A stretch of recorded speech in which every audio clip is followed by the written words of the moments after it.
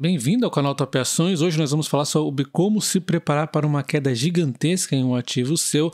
Não que eu acredite que isso vai acontecer, seja pelo cenário econômico ou seja pela política, eu estou otimista, até porque as ações estão baratas, mas pode sim acontecer uma derrocada gigantesca e o que eu estou trazendo aqui nesse vídeo é um pouco de auxílio para você fazer o seu próprio planejamento, tá? Porque eu vejo muitos youtubers seguindo aquela lógica que geralmente é correta, né? Que a gente tem que estar comprado na bolsa, principalmente em momentos baratos, que quando a ação cai a gente compra mais forte, só que da onde vai vir um dinheiro mais forte se você não tem planejamento? Então às vezes eu vejo o youtuber falando que está comprado na bolsa e do nada a ação cai, ele tira aí, sei lá, 100 mil reais e compra um ativo, mas da onde veio 100 mil reais? Então existe um planejamento, né? Que ninguém chega nesse ponto porque é sempre mais complicado ficar detalhando, né?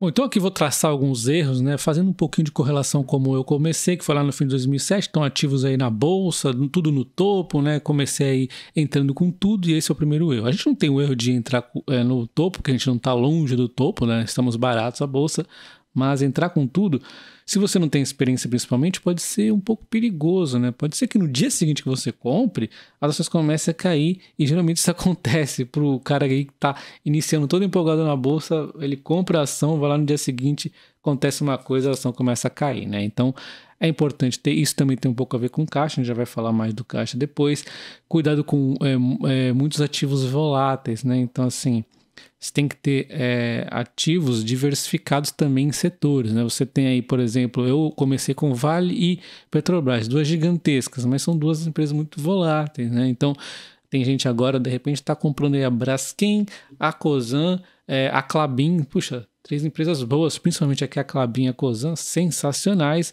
mas será que você ter apenas ativos assim vai fazer sentido? Não vai ser muita volatilidade para você? Não tem nenhuma eletricazinha aí?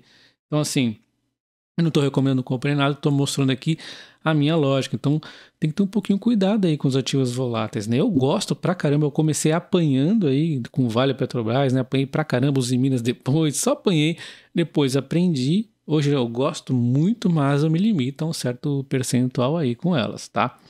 E sempre tenho elas na carteira. Cuidado com muitas estatais. É a mesma lógica aqui, tá? Eu gosto de estatais, são geralmente mais baratas, mas tem que ter um cuidado de ter muitas delas, né?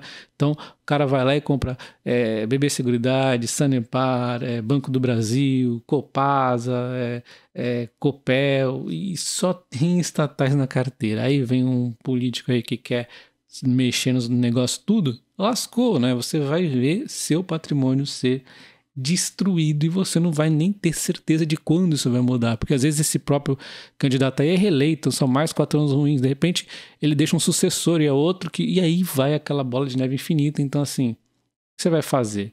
Tem que ter um planejamento também em relação a isso. Estatais é legal? Mas vamos exigir um preço mais barato nelas, vamos ter cuidado na hora de entrar, vamos diversificar. Então é outro ponto bastante óbvio, tá? E aí o quarto ponto aqui é cuidado com a diversificação, né? Assim, eu sempre tive, por muitos anos, pouquíssimos ativos. E, assim, você que está com pouco tempo, como eu sempre tive pouco tempo, é bom, né? Porque você tem menos ativos para acompanhar. Mas é ruim também, porque o que acontece se eles começarem a cair, né? Se você não tiver bem diversificado em setores também. Isso acontece se tiver uma intervenção brava em um deles, como a própria Eletrobras, né? Então você vê aqui a Eletrobras na MP 579 despencando aqui, né? Lá no início de 2010 para cá caiu 80 e poucos %, né? Então ficou aqui de 2010 até 2017 na merda, né? Vamos dizer assim. E aí pensa o seguinte: eu costumo dizer que um bom ativo com 7 anos ele sempre vai dar lucro. E a Eletrobras ela conseguiu a façanha de não dar lucro em 7 anos. Então isso aqui realmente ela é uma raridade, né? E depois, se você ficou de 2010 até hoje com ativo, você conseguiu 62%, mas você perdeu da inflação. Olha só, você ficou então 22 anos com ativo e perdeu da inflação. Isso é uma desgraça. Então você tem que ter um planejamento em relação a isso. O que você ia fazer se esse ativo começasse a cair? Ia comprando no fundo? mas você não tem visão do que vai acontecer lá na frente. Será que essa intervenção aqui, esses contratos que foram mexidos, não vai prejudicar para sempre? Você sabia que o CEO ia mudar, ia fazer um planejamento legalzinho, que de repente ela pode ser privatizada também? A gente não tem essa visão toda, então é sempre bom diversificação, tá? É muito importante. Então, vendo uma realidade mais ou menos similar à minha, onde eu sempre tive 4 a 6 ativos lá no começo, você tem, por exemplo, 4 ações. Eu tinha a Petrobras que estava despencando, eu tinha a Vale que também vinha em queda. Eu não comprei exatamente a Petrobras ali no começo, eu esperei ela cair um pouco, mas enfim, ela também começou a cair, ficou naquele enrosco. E o Banco do Brasil eu tinha, eu acho que eu tinha mais outras empresas aí, mas enfim, vamos supor que eu tivesse só essas 4 aqui, né? Então, são 4 ações caindo. Então, você tem... você não consegue ter aqueles ativos que estão ali segurando, pagando uns dividendozinhos bonitinhos. Está tudo caindo. Por quê? Qual foi o erro aqui? Commodity e estatal. Então aqui, estatal, estatal, estatal. E commodity. Então assim, o Banco do Brasil não tem dúvida, né, que a gente ia melhorar. E também não estava tão ruim assim, né? Mas o fato é que o governo estava atrapalhando um pouquinho. E tem a Eletrobras, não tem certeza nenhuma. A gente não consegue. Então, vale a pena um aporte? Valeria, né? Mas puxa... No meio que todas as ações caindo, é difícil você fazer um preço médio. Isso se o cara comprou em 2010 ali, né? Não foi o meu caso, mas estou dando um exemplo. E aí você tem a Vale também, né? Que estava despencando. Mas aí a Vale a gente sabe que também ia se recuperar em algum momento. E a Petrobras também não tinha certeza, né? Aquela intervenção de preço parecia ser infinita. Não sabia nem se a Petrobras ia falir, né? Então... E como é que você faz? Você deixa os 2 ativos que mais caíram sem aportes, você aporta nos que que estão caindo, mas são boas. Então, assim, é um pouco complexo aqui quando você tem poucos ativos. Não tem nenhum para te segurar, não tem nenhum para te dar um dividendo aí, sem contar o caixa que você não planejou direito. Então, é outro problema aí, tá? Mas se você tem, por exemplo, uma carteira com 12 ações, você vai ter algumas subindo, te pagando dividendo bonitinho, outras aí estão no 0 a 0 provavelmente, algumas outras caindo pouco, e outras caindo despencando aqui, por exemplo, Eletrobras e Petrobras.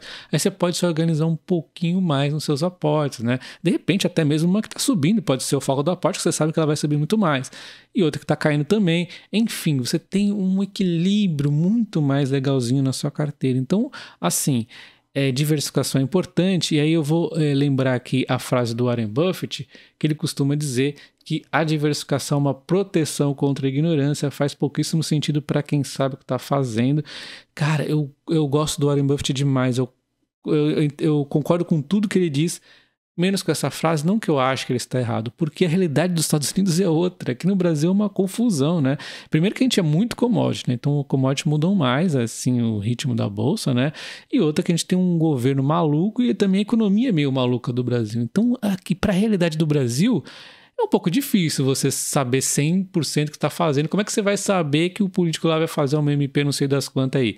Então, novamente, né? Assim, tem que ter uma diversificação, sim. Esse é o único ponto, eu acho, que eu não concordo com o Warren Buffett, porque trazendo para o Brasil não fica tão certo, não. E agora nós vamos para o 5º item mais importante, que é o foco nos aportes, tá? Esse foi um erro que eu acho que foi o mais grave que eu cometi ao longo de vários anos, que foi, de repente, não estar aportando tanto sequencialmente, que estava com pouco dinheiro para aportar, então eu achava, não, para aportar só isso é melhor não. Agora, a gente não tem nem corretagem, então nada segura a gente. Tem aí 250, por isso que eu tenho aquela carteira lá investindo 250, aporta 250. Tem 300, aporta 300. Não estou recomendando o que você vai comprar, mas assim, a sua mentalidade, né? Isso aí é o que os grandes investidores falam. Então, a bolsa está no fundo, de repente você consegue aí aportar um pouco mais, a bolsa dar uma subidinha, vai reforçando um pouquinho o caixa, a gente vai falar já sobre isso também. Então, foco nos aportes é muito importante. Se vai aportar muito ou pouco, talvez não é o mais importante. Sim, estar sempre aportando alguma coisa, sempre tem alguma promoção aí na bolsa, né? Eu vou mostrar, inclusive, o cara aqui que simplesmente deixou 2010 até hoje, ele ganhou 62% e ele perdeu da inflação, né? Que foi aqui 192%. A inflação foi gigantesca no Brasil, né? Então, o cara aqui investiu 20 mil, saiu com 57 mil, ele saiu perdendo, né? Ele teve aqui uma 187 aqui de valorização e 193 de inflação. Ele perdeu por um pouquinho, né? E se o cara simplesmente seguiu a metodologia de sair aportando aqui R$500, por exemplo, todos os meses aqui, ele já deu uma bela de uma reduzida. Vamos dar uma olhada. A metodologia simples de sempre continuar aportando, supondo aí que o cara tinha 20 mil, que é uma graninha um pouquinho maior do que o seu aporte de R$500 mensais. Ele investiu 54, saiu por 335, o que já dá então um alívio, né, onde ele conseguiu aqui 246%, já é bem maior que esse 187, sem acertar o fundo. E o mais legal de tudo é que a inflação não foi 193, ela foi 193 sobre aqueles 20 mil iniciais.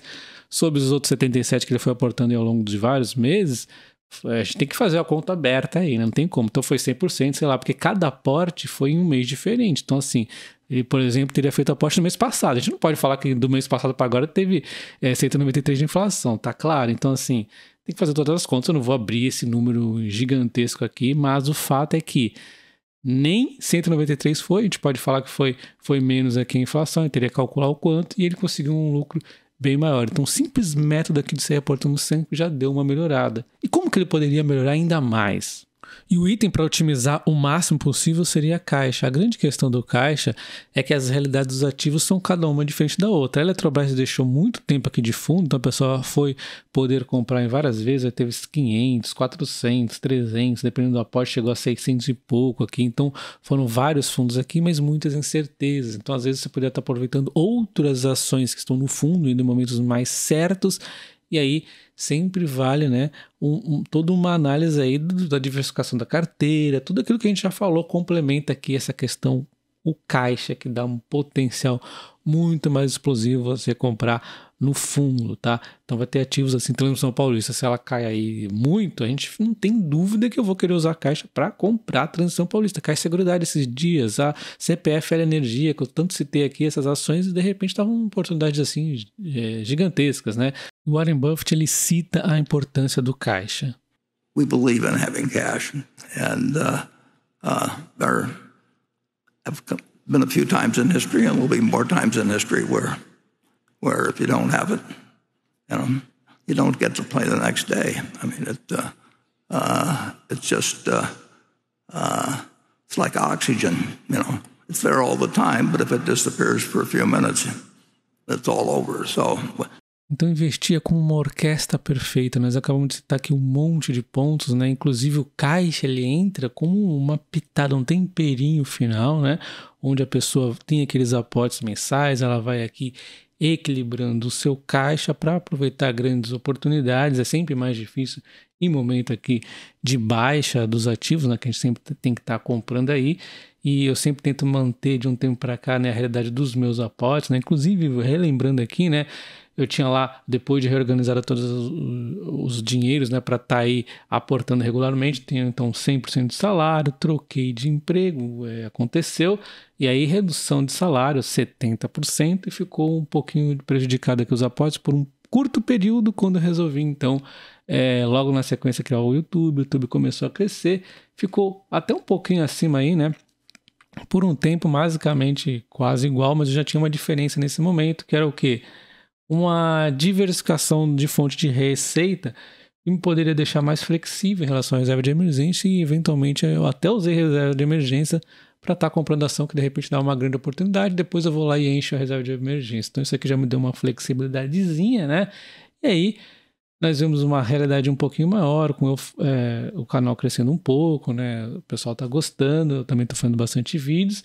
E aí a gente já tem um nível aqui que está mais ou menos igual ao meu salário com o YouTube. Então, não sei até quando, não sei como é que vai ser isso, mas o fato é que hoje já está até, de repente, pode aí, aumentar essa realidade dos aportes, conforme eu comentei com vocês, né? Então, assim, todo o controle de caixa que eu venho fazendo, que envolve dividendos, que é uma coisa que sempre vai estar aumentando para vocês, de repente você vai operar com opções, você vai conseguir um dinheirinho a mais aí, né?